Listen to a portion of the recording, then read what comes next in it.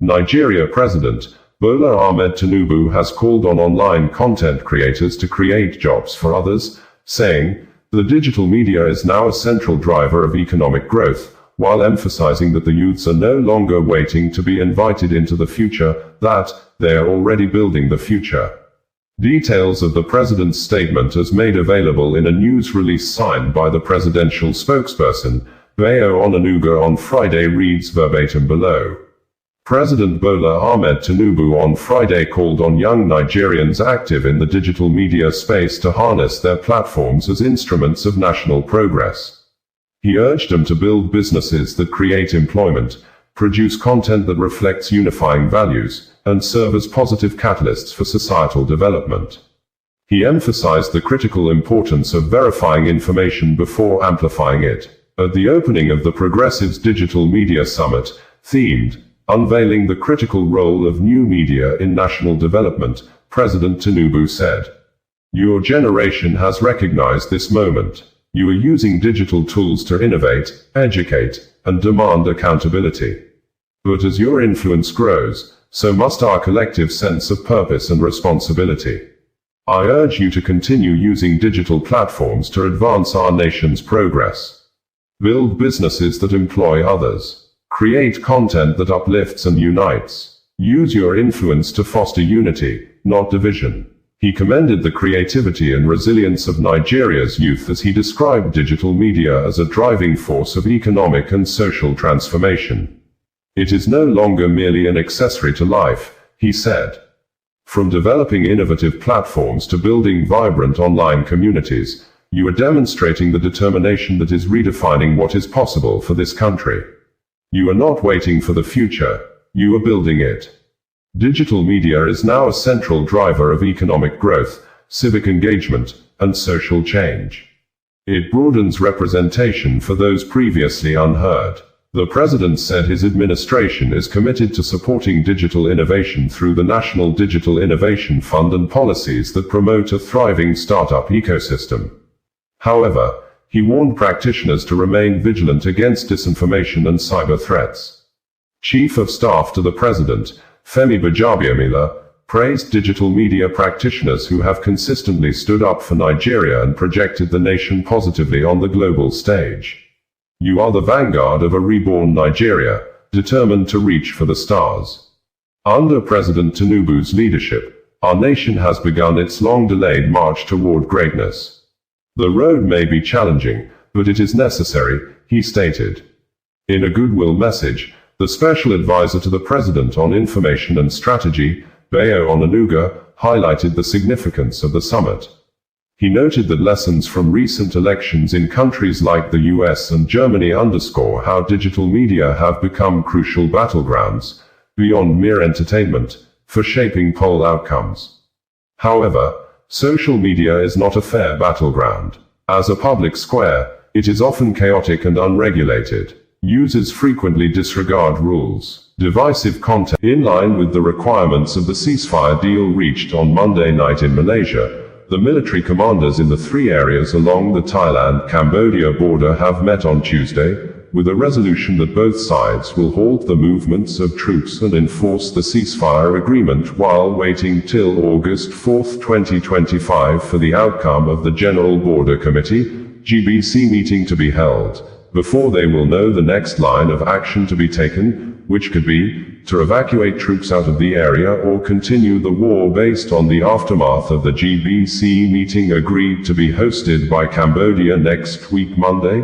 The ceasefire mediator, who is the ASEAN chair and Malaysia Prime Minister, Anwar Ibrahim, who is currently in Jakarta, the capital of Indonesia for ASEAN meeting, said in a post via his personal verified X social media account on Tuesday that, as the ASEAN chair, Malaysia has emerged to lead efforts in reconciling Cambodia and Thailand, two neighboring countries that were nearly drawn into a more devastating conflict, adding, "With the active involvement of China and the United States, we successfully achieved an immediate and unconditional ceasefire agreements. This is proof that diplomacy must guide our efforts to realize peace and resolute leadership," while stating in his earlier post after the ceasefire agreement was reached, that the ceasefire agreement is a concrete proof of the strength of ASEAN diplomacy. rooted in consensus, negotiation, and humanitarian principles.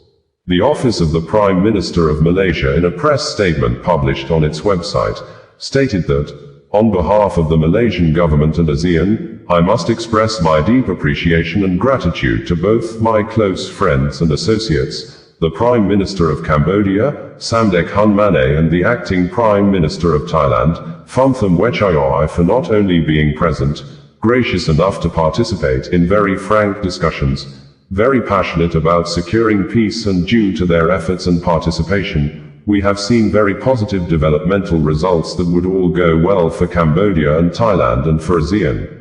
The government of Malaysia, Cambodia and Thailand issue this joint press release following the special meeting chaired, hosted and witnessed by Prime Minister Anwar Ibrahim in Putrajaya and participated by Cambodia's Prime Minister Samdech Mohabawatibadai Hun Mane and Thailand's Acting Prime Minister Phumtham Wechayoi, and co-organized by the United States of America with the active participation of the People's Republic of China, to promote a peaceful resolution to the ongoing situation.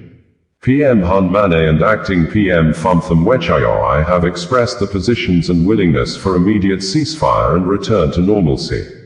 The United States President, Donald J. Trump, has been in contact with the leaders of both countries, urging the leaders to find peaceful solution to the conflict.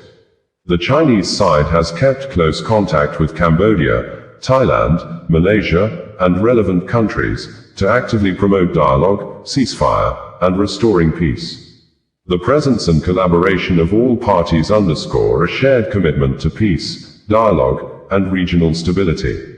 Both Cambodia and Thailand reached a common understanding, as follows: an immediate and unconditional ceasefire, with effect. Nigeria on Monday staged an uncommon welcoming ceremony to appreciate and celebrate the country women football team, who may be apparently correct to be described as winning queens of Africa, as they landed at the Nnamdi Azikiwe International Airport in Abuja after the Super Falcons of Nigeria defeated the host Lionesses of Morocco by 3-2 in a breathtaking and thrilling final football match held in Rabat, the capital city of Morocco, on Saturday, marking the 10th triumph of the Super Falcons on the continental stage after the previous triumphs in the Women's Africa Cup of Nations, WAFCON, consecutively in 1998, 2000, 2002, 2004, 2006, 2010, 2014, 2016, 2018 and recently for the 2024 Africa Continental Women Tournaments.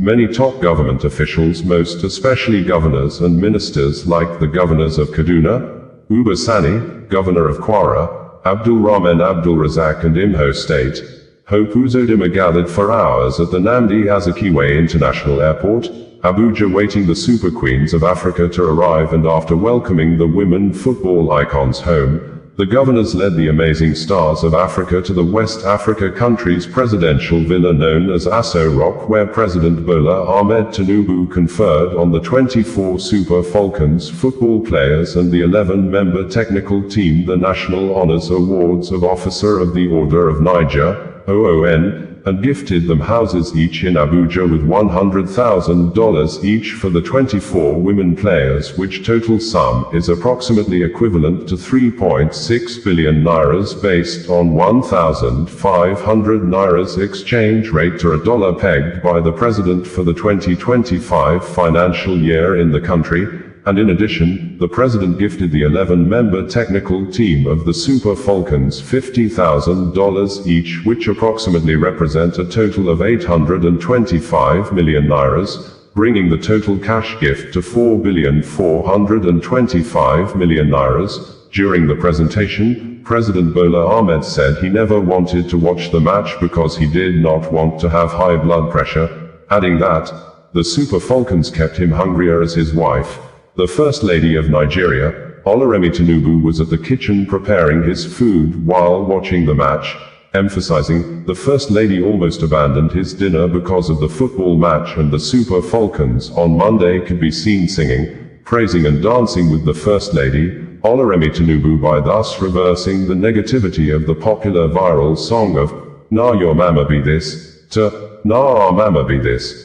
To accept the First Lady as the mother of all in the nation, which could be recalled that, earlier in the year, specifically, in the month of March, the First Lady, Senator Oluremi Tinubu, was at the Dome Event Center in Asaba in Delta State as part of her Renewed Hope Initiative project, and during her visit, a video clip of Nigeria nursing students rejecting the First Lady as the mother of all in the nation went viral and became a popular song that was remixed by many to their desired tastes and lyrics. After the viral clip showed the event's master of ceremony, WAFCON bringing you the news in a more digital way.